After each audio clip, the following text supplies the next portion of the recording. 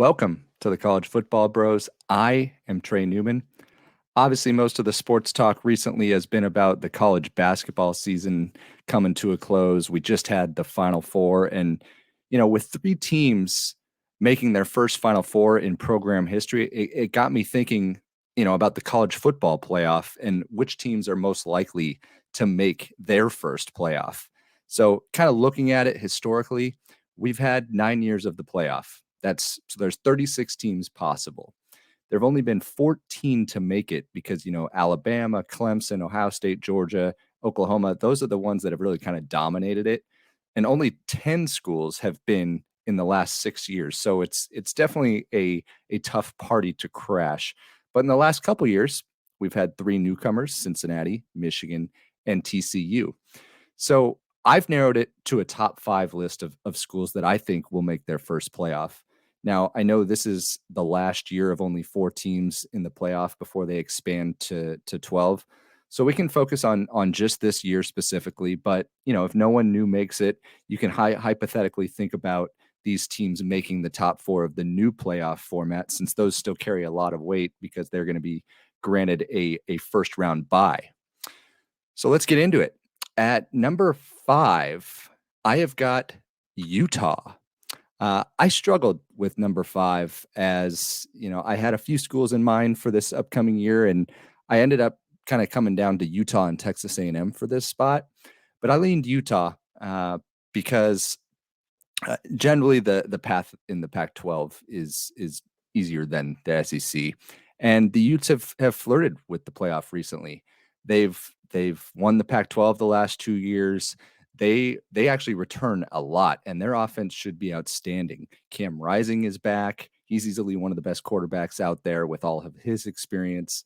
He's coming off a torn ACL, though, in the Rose Bowl, so that's something to watch. But the running back position is in good hands. Jaquindon Jackson, he emerged late.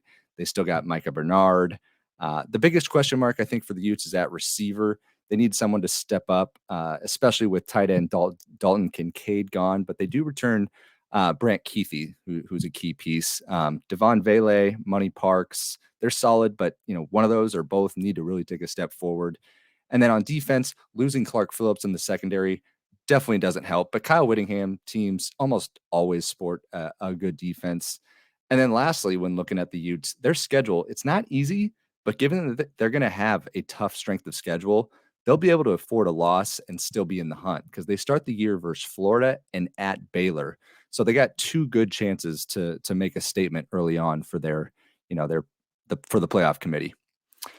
So that leads us to number 4. And you'll see here, I've got the Texas Longhorns. And I know a lot of people out there saying, oh, people are talking up Texas again. Here we go again. But I personally think it's legitimate here. Despite their 8-5 record a season ago, they were really strong in the metrics. They finished 7th in SP+. All 5 of their losses were by 1 score. Quinn Ewers was dealing with some injuries. The defense had previously been an Achilles heel, but it really made great strides last year. Getting Jalen Ford back at linebacker is a win for them. And overall, as a program, Sark has now brought in some outstanding talent, including a top 5 class this most recent year, of course, led by Arch Manning. The offense returns a ton, even without Bijan Robinson.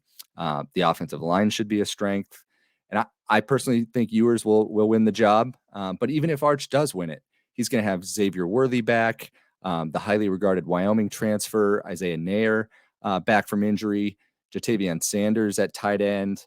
So there's lots of pieces to like. And it's not just me. The betting market will have Texas as one of the favorites, if not the favorite, to win the Big 12. So that's 5 and 4. Leads us to number 3. I've got Penn State here. There's a lot of optimism for James Franklin's squad this year.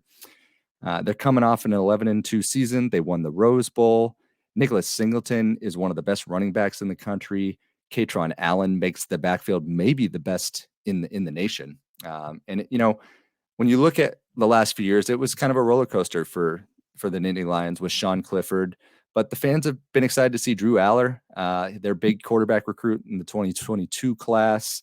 He got some good backup experience, and he obviously knows the offense now. The biggest hole they need to fill is at receiver because they lost Parker Washington, Mitchell Tinsley. So they're helping to fill that void with some transfers. Defensively, Manny Diaz should have one of the best defenses in the country. Kalen King is back as the leader in the secondary. Abdul Carter was one of the Big Ten's best linebackers, and he was only a freshman. So he could, be the next Micah Parsons for the Nittany Lions. So the challenge we all know for Penn State, though, is their division, having to deal with Ohio State and Michigan. But as we saw just last year with Ohio State and Michigan, they both made the playoff. So it's not 100% necessary that you have to win the division. So if they're able to somehow, get a split with Ohio State and Michigan while winning the rest, which, they'll more than likely be a favorite in all of those, they would obviously be in the mix come, November, December timeframe. The question is, can they get the split, or can they really close that gap on Ohio State and Michigan? I'm personally excited to find out this year. All right, that gets us to number 2. I've got USC. You've got year 2 of Lincoln Riley. They nearly won the Pac-12 last year. Might have actually if Caleb Williams didn't get hurt in the title game. Williams, of course, won the Heisman. He's back. They're near the top of the country in terms of returning production. They added the Pac-12 leading receiver, Dorian Singer from Arizona. They still got Mario Williams and Taj Washington. So we obviously know, even without that, we know the offense will be strong with Lincoln Riley. The question really comes down to the defense. It was a weakness last year. They got gouged on the ground. But with the mix of some returning talent, incoming transfers, they should, keyword should improve. Linebacker Mason Cobb comes in from Oklahoma State. He was all Big 12 last year. Anthony Lucas was one of the 5 stars in Texas A&M's record class recently. He comes in. Ideally, he'll be able to help generate a pass rush for them on the interior line. So there's a lot of pressure this year on defensive coordinator Alex Grinch. They got to show some improvement there. They don't even have to be elite, given how strong that offense can be. So, and when I look at their schedule, the first half of the schedule is very soft. So the defense could get some confidence, get ready for that tougher slate in the back half of the season. And if they hit their stride, SC could be in line for their first playoff.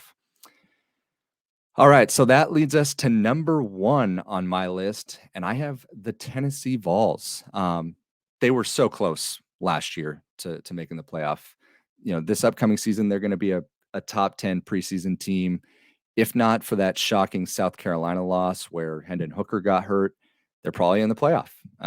You kind of think if you lose a guy like Hooker, who was playing at a Heisman level and one of the most efficient players, that you'd be in line for a big drop. But I don't think that will be the case for the Vols. You've got most likely Joe Milton stepping in. He played outstanding in the Orange Bowl win against Clemson. And he's got a coach, Josh Heupel, who always, we know, produces strong offense after offense after offense, similar to Lincoln Riley. In his offense, someone's going to step up to replace the loss of Jalen Hyatt. It might be the Oregon transfer Dante Thornton, maybe Brew McCoy, who had some big moments last year. And it's similar to SC. They really need the defense to improve a little bit. It got better a little bit last year. Their pass defense, though, was really, really bad. They're going to try and shore that up with some transfers, lean on their impressive recent recruiting that they have had. I think the guy to watch maybe is the BYU transfer linebacker Keenan Peely. He started 24 games and led the Cougars in tackles. So, we know the Vols improved dramatically last year. Maybe they'll take another step forward and break the door down and get into the playoff. A lot, of course, rides on Milton if he can come close to the success that Hooker had. If they're able to manage another split with Alabama and Georgia, that's, of course, a big if. But if they're able to do that, potentially win the East Division, then they'd obviously be in the mix late in the season to get their playoff spot. So that's my top 5 of potential newcomers to make the playoff. I really had a hard time, coming up with the order of them. And honestly, I would have zero problem if you shuffled those in any order. But let me know your thoughts in the comments below on these 5, maybe the order that you would have had or any other schools you might include here. Please give a thumbs up or subscribe to our channel if you enjoyed it. Thanks for watching this episode of the College Football Bros. See you next time.